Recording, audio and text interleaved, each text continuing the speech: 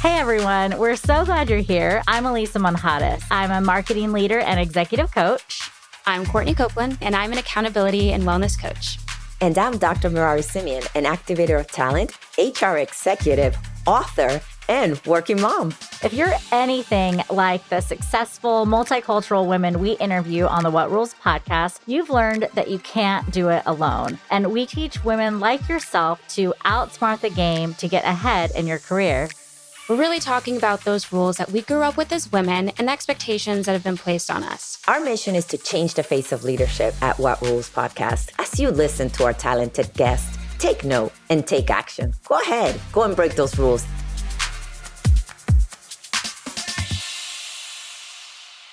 When I was in college, I took the Clifton StrengthsFinder and it completely changed my life. And so when I was reading Viviana's blog, the Jefa Life, I saw that she took it, and I kind of want to know, like, Courtney and Dr. Madadi, have you guys taken that test or any strengths test? Like, what's your experience with it all? I did take that test. I even remember giving a workshop about it. And now, for the life of me, I can't remember what they said about me, but I know my strengths now. What were they? Do you remember, like, your top 5? No, I don't. Seriously, it must have been like 20 years ago. Like, I don't even know, 15 years ago that I did it. I was trying to search in my database to say, okay, I know I did a workshop and I know I put what I have on there. Like, I remember one of them being an educator, which is interesting. And to me, that has translated into really inspiring and helping people transform their lives because I'm educating them on what I've learned. So anything that I learn, I love to give back. I love to educate. So I do remember that one. And I remember saying, educator, I'm not a teacher. I am so far from that. But I didn't realize the translation of what that actually means. Once I learn something, I can educate and kind of pay it forward, which ultimately I really believe that's what educators do. They pay forward what they learn and what they know so that the rest of the world can grow and contribute to being their best self. Is Inspire one of them? Because I feel like I can ask you any question and you can turn it into like a piece of inspiration. I agree with that. I'm sure it was. I will find it. And I will bring it back. Viviana, what about you? So I actually took it about 15 years ago as well, but I've taken it a few times throughout my career. And I just recently took it maybe a year ago. And my top 5 strengths are intellection, input, learner, positivity, and activator. Ooh, I love that. Ooh, we share too. Can I just take yours? How about you? Mine are, let's see, they've switched too. Like, I took this in college, changed my life. Like, everything I have done since I took it. I look at job opportunities. What are my strengths? Is this using my strength? I look at projects, side projects, everything through this lens. But they're maximizer, positivity, activator, communication, and woo. Yeah, I think I was a woo about 5 years ago. My woo went down. My activator, once I like got into the corporate world, my activator like went up and my woo went down. I guess, I couldn't like win people over as easily. I had to like get things done. What about you, Courtney? I don't remember if it was the Clifton strengths test, but I did take a strengths test sometime in the past year. And my top 5, strategist, coach, timekeeper, which was shocking. And let's see, what were the other 2? I think. Was this from me? Because those sound like the high 5 strengths test. And that's the one I love giving to people for free. So yes, it was the high 5 strengths test. And it was timekeeper, strategist, coach, optimist. And I cannot remember the last one. Those are great. I want those too. Love it. Let's just take each other's and just pass them around. Well, I mean, literally in this group, we like have a lot to offer people. Now that we've patted ourselves on the back. We do. And I love to learn. Love to learn. So I'm like, I will take anything you all provide. I give high five to anyone who interns with me or employees because it's free, it's really fast. But the Clifton Strengths Finder I've given to my whole family. And once my mom saw that she was a learner, she's a teacher by trade, but once she saw that part of her gift is learning, she like went crazy with YouTube. She was like, I'm a learner. So she gets out her notepad and she learns about the brain. She loves Dr. Caroline Leaf, who's like all about the brain, and she takes notes. And then she goes and teaches all of her friends. It wasn't a surprise that she's a teacher, that she likes to learn, but having that tool and that like affirmation and something that she already had let her go free. It gives you so much confidence. That's awesome. Right? Once you know what your strengths are, because you kind of already know. But when you get that affirmation, that validation, then you're right. You just run with it.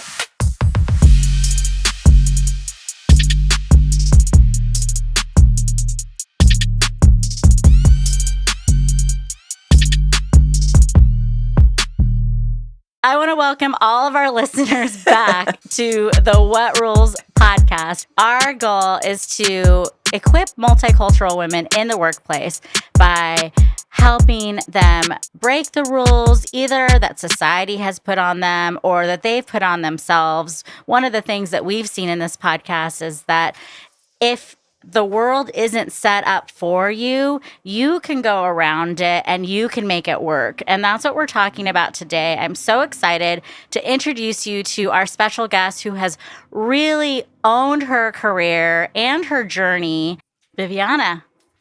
Hi, everyone. I'm Viviana Maldonado. I'm a multi-passionate, family-oriented woman who enjoys making connections with others and really loves injecting positivity into others' lives. I'm also the founder of the Jefa Life blog, and professionally, I am a senior manager of operations at a small startup. We are so excited to have you. And, I met you online on Instagram during the pandemic, and I saw that you were equipping women on the Jefa Life, which I love. And I'm curious for you, Viviana, what has been your biggest Jefa move? Well, that's a great question. I think my biggest Jefa move was moving to Los Angeles from Nebraska about 8 years ago. That was definitely a challenge, but I'm so happy that I made it. And I did move with a company, but it really wasn't even the professional move that was so impactful. It was just the move itself, right? Of leaving my home state without anyone, coming to Los Angeles without knowing anyone, by myself. It has been the most rewarding experience of my life. For those who might not know what Jefa means, it means boss. So it's like the equivalent of like boss babe. I don't know. Or leader. It could mean leader as well. Mm-hmm. Right. So yeah, it does have a lot of meanings, but I think you're right. The equivalent is boss. What does it mean to you? For me, when I think of Jefa, I think of the phrase titles come and go, but a Jefa mindset stays forever. Just living a life where you're leading change and you're leading by example.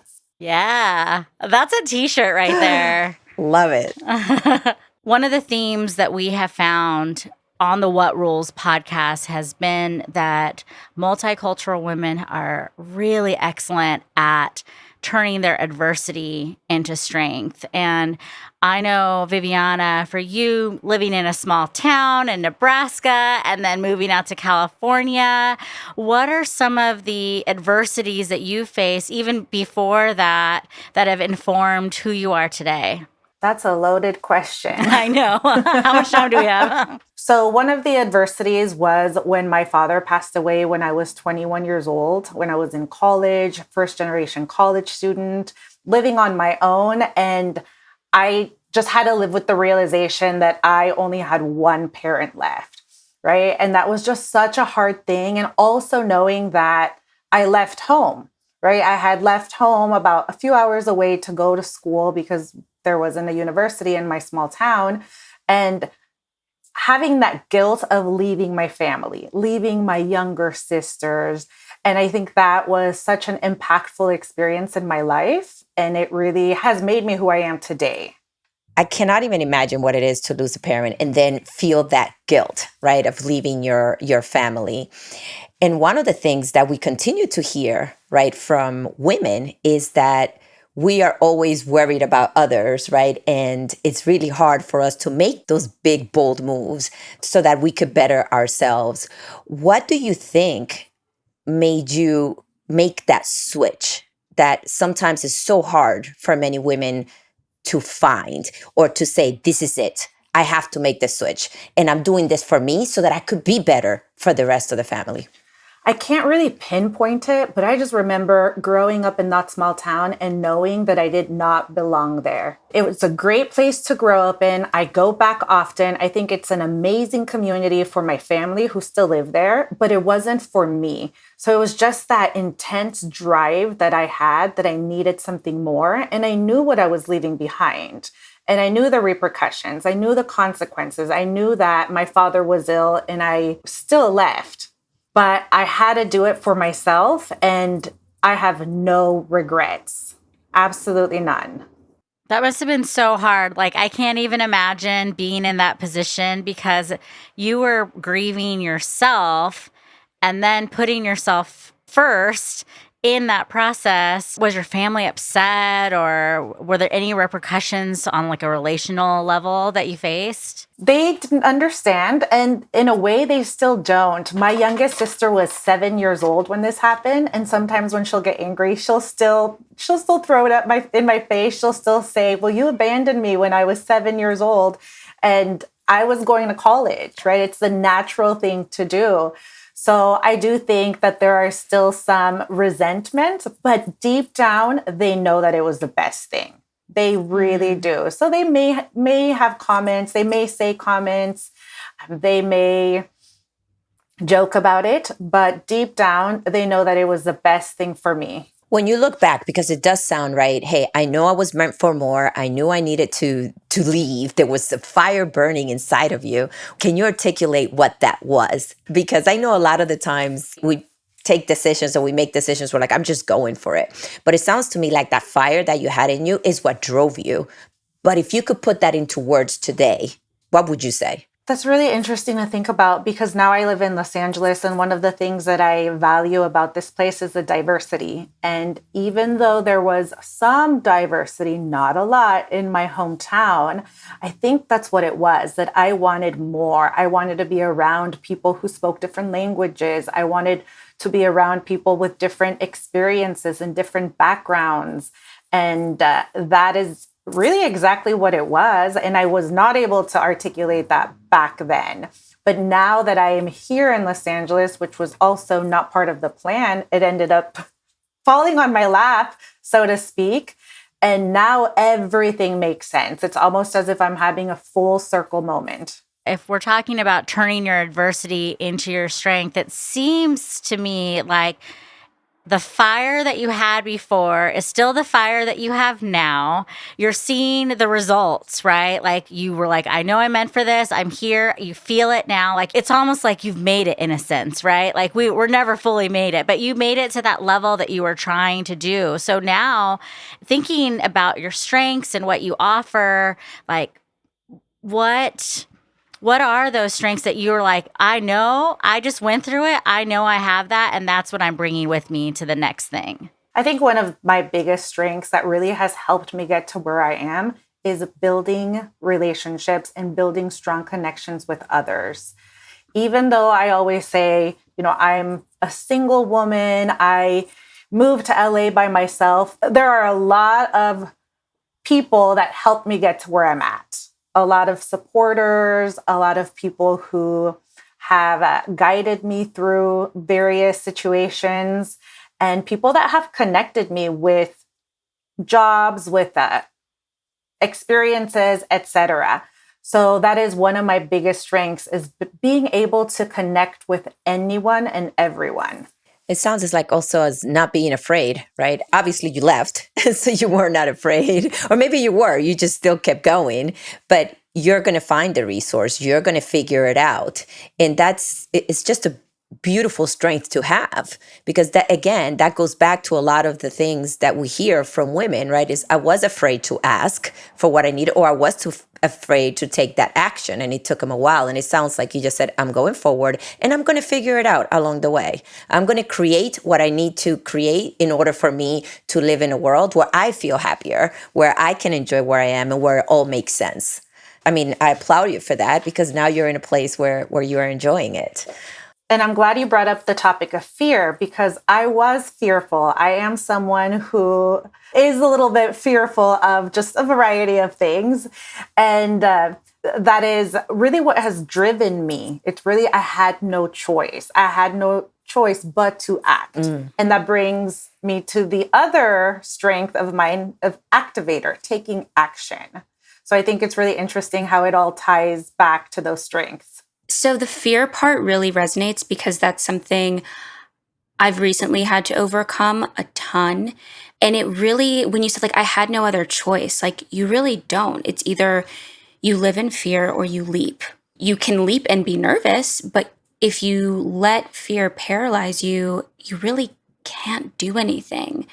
And so I really feel like as you're in life, any of us, as we're navigating adversity, you almost just have to like turn your back to fear. And you don't have to have all the answers. And that's what I love listening to your story, Viviana. You're like, I didn't have all the answers. I had no idea what I was doing. But you let your fire and your faith really lead you. For me, that resonates today, because sometimes, like God can give you a vision and you don't have every single step that's ordered, but if you keep following in that direction and just keep going and keep putting fear behind you, for me, it's allowed me to break through so many walls that I didn't even know I could break through. You got to move past fear. But the reality is that fear is always there, and you got to be able to manage it. And it could be like, hey, just step aside, I'm going through, or I am going to take one step at a time. Did you have an end in mind, or did you even have a vision that helped you continue to move forward in the fear? So for me, I wanted to get out of the situation I was in. I wanted to create a world that I wanted to see. And I always say this, there's no doctors in the family. I'm going to create that world. I'm going to find one, right? Nobody has moved. I'm going to make that move. That's one of my strengths.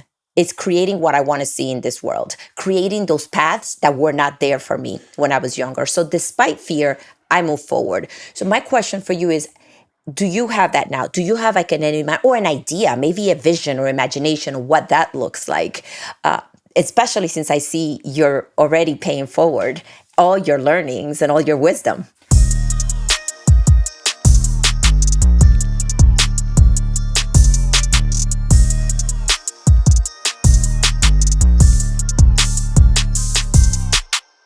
My vision has always been to share my experiences, whether it's professional experience, personal experience, adversity, and I've done it in a variety of ways. So I really think, even though I didn't have an end goal or a specific vision, it really goes back to sharing what I've learned and knowing that somebody could benefit, because I benefit from others as well. And going back to that strength of connecting with people, I'm a strong believer that we can all learn from one another. We all have something to contribute. We all have something to learn. I've encountered a lot of women that I've coached who look at their situations from a victim mentality, and they want all the excuses have nothing to do with them. That's like their family, the way they were raised, this and that and that. You could go on and on. We could, have a whole podcast about that. But when they're in that mentality, I don't know if it's something that you're born with or something you learn how to get out of, but how is it that you're not like that at all? That's such a great question, because I know people like that, maybe even in my family, and I am not like that. I've never been like that. And I think that's why I am the black sheep of the family who left, who is able to have that vision, who is able to stay so positive despite all of the adversity that we've been through. And I have no idea why that is. I don't know. But that's a great question. One of your strengths is positivity, and that's It is. being able to see the bright side no matter what in any type of situation. It's not from a strengths finder assessment perspective, it's not about being happy. It's about being able to take a situation and reframe it. And not everyone is naturally good at reframing their situations, wherever they're at. And so you naturally have an ability to see something. Maybe Mirati or Courtney or I see the same thing and we're discouraged. You have the ability to completely change your mindset when you're looking at a situation. And with your activator, I want to call out your strengths because I really think it's important for women to know what they're strong in and have the language around it. So for you, what we've heard is you have the ability to reframe a situation. And you also have the ability to move forward no matter what. Yeah, absolutely. I had never thought about it that way. When you said reframing the situation, that's exactly what it is. I had never thought about it that way. Actually, to some of the principles that we talk about, is creating what you want to see, right? There may be obstacles in the way, but you will continue to move forward to make that happen. And I think that's where I'm very optimistic and I'm very positive, probably to a fault. People are just like, you just think everything can get done. But and you I do get it done, Mirati. I do get it done. I'm like, why? But I do, I agree with you. And I think we probably all know somebody that has that victim mentality and that doesn't want to take the coaching or the support to even make that switch. So for me, there came a time when I was stuck in a victim mentality from a relationship perspective. And, you know, some people, I've seen it through work, right? They stay in a work environment through a victim mentality.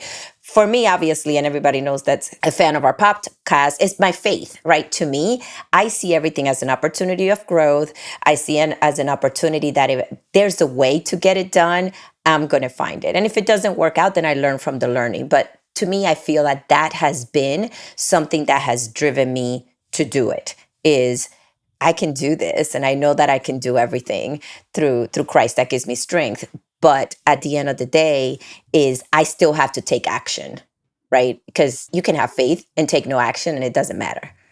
So I think the two of those come together, at least for me, and why I feel that I'm positive and I could do anything and I do. And that's part of having a choice, right? And that's part of being a Jefa as well, is choosing how you want to see the world, choosing to be positive, right? We've all gone through adversity, but then it's up to you to decide how you want to react and how you want to handle those tough situations.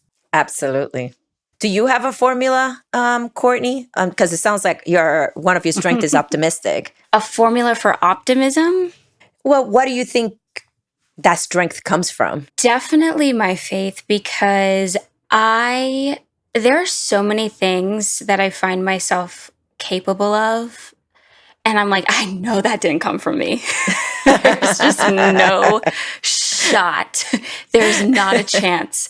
And I've been feeling that a lot lately. And I think, if you're thinking like formula, like truly, what does that look like on a day-to-day? Being really intentional with my mornings and my nights. I'm really mindful that my mind is most malleable the first 30 minutes to 60 minutes of the day and before I go to bed. And so I really focus on stillness during that time because, I want to hear positivity. I want to hear prayers. I want to hear God's voice the first thing when I wake up and the last thing I hear before I go to bed. So without that, I think my mind would go a little crazy. I've been so bad at this week. I try to do the same thing, but for some reason this week, I think I've been like wanting to sleep a little bit more. And so the first thing that enters into my brain is like emails. And it's not just work emails, it's junk emails. Like I check my junk email account that does not matter or have any effect on my life. And I'm doing it and I know I shouldn't and I know it's not good. And like literally every day this week, today is day 5 of not doing it. But it's important. I'm glad we bring that up because it's important to feed those things that inspire positivity in your life. Mm-hmm. Because it's very easy to feed those fears, right? And it also goes to the people that you're around. right? Confidence is impacted by the people you're around. And if you're around people that are like, ooh, Viviana, you shouldn't do that. Or Alisa, I don't know if that's a good thing. Or I've never done that. Then if you're not around people who inspire you, who are positive, or even take the time, like Courtney said, to just be still and talk to God, or just like have affirmations or whatever it may be, so that you could feel like sometimes it's you that has to pump yourself up. Like, I'm going to do this. I don't know what I'm doing, but I'm going to do this and I'm going to get it done and it's going to work. And if it doesn't, I'm still going to be okay. But being able to do that, because I find a lot of the times with the people that live a life of always being a victim, in regardless of what it is, because some people are truly victims with things that have been done to them, but you can still choose to step out and do something about it. But the people that do that, they surround themselves with people that are negative. And even studies show that you just need one negative person to interact with in a day for them to turn your day around and be miserable. One person. You could be having a wonderful day and you have one negative person come into your life just that one day, have that conversation, and they could just make the rest of your day go to crap. So it's so critical to be intentional about those moments, being intentional about that, whatever makes you feel good. For some, it's exercise. I got to do that too. Like this whole week, I've been so busy with work, all different hours, that I haven't been able to. This morning, I was like, that's it. Go for a walk. You need to be positive. The word that shouts out to me is boundaries. And I just had this long, awesome discussion with my aunt about what it means to maintain boundaries with ourselves. And actually printed something out and I put it on my fridge. And if you read it, there's small rules, if you want to call them that you can set for yourself. But it's really like about like protecting your peace and like showing up for yourself, and just how you were like, go for the walk. Like, really like get your butt up and just start moving is so huge. And I feel like it's like full circle moment. Like all of that really feeds into my strengths. I think it feeds into all of our strengths. And then, like, I don't know about if you feel this way, but when you really get your momentum going, then you're really excited to have those type of conversations with other people. Boundaries also looks like, how are you allowing yourself to be happy every day? If it means you want to Postmate Chipotle because you had a long day and you worked hard for it, get it, girl. Like, you don't have to deny yourself. That's like a literal,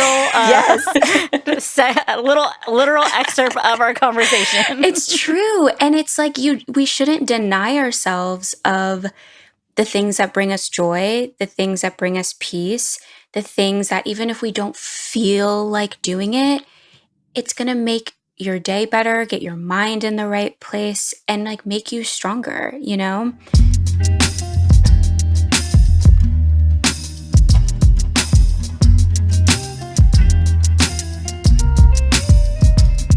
Thank you for sharing that, because I truly believe when you nurture yourself, you can then maximize your talents and those gifts that you have. Because that gift that you have, that's special, right? To be able to walk past fear, not everyone can do it, which means there are a lot of people out there, no pressure, depending on the fact that you can still walk past fear. So there's so many people that are looking to learn from you. There's so many things that you still have to accomplish in this world, because there's other people who are still a little bit behind. And the more that you nurture yourself and the more that you have those boundaries, you can continue to move forward and open those doors, break down those doors, do whatever it is that you have to do for the rest of the people, right? Because at the end of the day, if that's your gift, nurture and take care of yourself. Because at the end of the day, if your body is not taken care of and you're non-existent, then your gifts are just going to perish. And you can't live the Jefa life without that. Can't live the Jefa life. It's so critical. And the point that I wanted to make with that is nurture your strengths, right? The more that you do that, the better you get at it. So Alisa, no more spam mail for you. I'm hoping you guys can be my accountability group, so I stop looking at those stupid emails first thing in the morning. Nourish your strengths. Get on all the stuff that you're doing and take away those things that don't nourish it, like spam mail. Well, as we close up, Viviana, is there anything, just as you've talked and heard us talk, any like aha moments or like takeaways that you have from this conversation that you would think that you find valuable for our listeners as well? Right now, when I was listening to Dr. Merari speak, it really resonated with me when she said, nurture your strengths. A lot of the times we focus on maximizing our strengths, but not necessarily nurturing. And that really resonated with me. And I don't think that's something I do enough. And I think we could all benefit from it, right? We have to root for ourselves, because if we're not rooting for ourselves, who else is going to do it? And why do we expect others to do it, right? If we're not rooting for ourselves and rooting for others as well.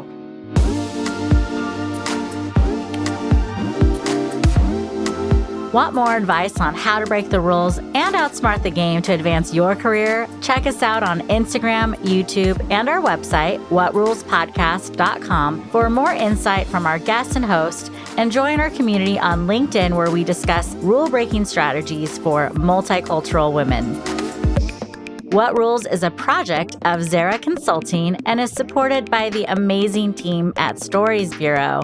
This episode was produced by Alexandra Uresta, with editing and music supervision by Joshua Ramsey, and was engineered and mixed by Mathar DeLeon.